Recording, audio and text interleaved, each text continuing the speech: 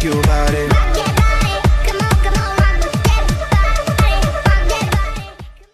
Happy FAQ Friday. I am presenting the topic today from another location, staying at my parents' all week. But I did want to get the FAQ Friday in, and I had planned on looking a little bit more, approachable and professional, but this is how you're going to get it. So just finished up with class, and it was awesome, totally energized me, so I'm ready to talk about the topic today. The frequently asked question is all about body types. So I know I go through the magazines and I look at these 4 examples that they say you're pear-shaped, athletic, petite, small busted, whatever it be, but I'm really can never figure out what I'm supposed to be wearing, whether I'm petite or athletic or an apple shape or a pear shape. I really have no idea. I can kind of see myself in all those different boxes in some way or another. So if you're like me, you can raise your hand and not feel alone. So the big thing I want to cover today is, how to, set realistic expectations for your body type. Don't think that it's one of 4 options. First of all, there's a million things that make you unique compared to somebody else.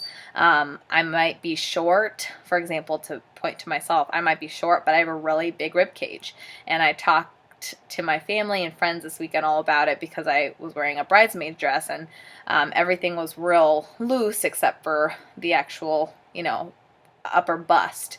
So that was like a size 6, but everything else was really small. So my mom had a fun time tailoring that. But hopefully guys aren't listening. But another example is I'm a 36, but I'm an A. So that's a very rare and weird kind of bust line, but it just describes my body type in just one portion. So why this is relevant is a lot of people think that, I should look like Cameron Diaz. I would love to look like Cameron Diaz, or I would love to look like Kim Kardashian. But if you don't have similar traits, you really can't expect those results.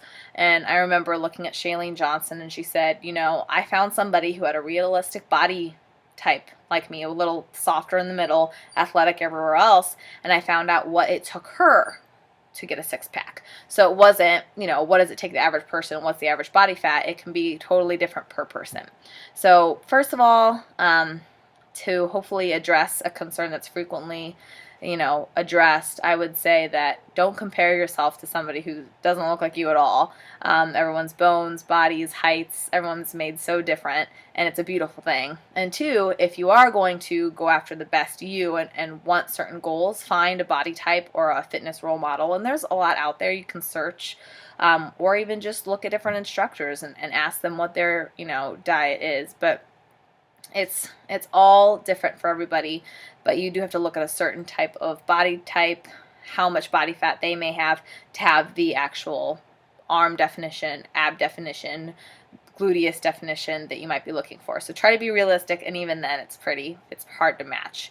So if you want to be your best you can definitely approach all sorts of goals for yourself, but I think at the end of the day it's just being realistic. So learn to love your body, make the most of it, and go after what you want, but be specific to you. So that's my advice today. Don't want to ramble on too long. I'm thinking of other things to say, so hopefully this helps, and I hope you guys have a great weekend, and I talk to you soon. Thanks, Lettuce Heads. Bye.